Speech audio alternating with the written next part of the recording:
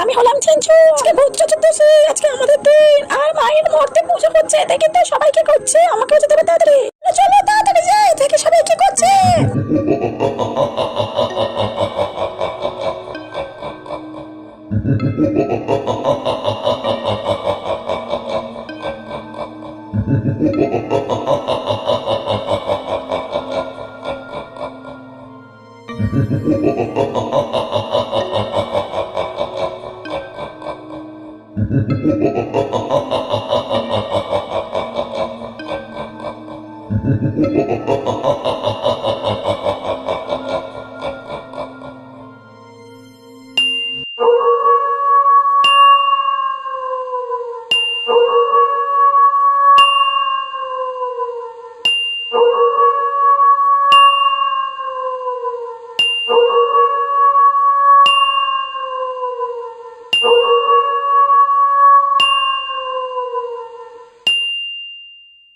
বছরে একবার দিনটা আসে আমাদের জন্য, একটু মজা করবো না বলো বন্ধুরা?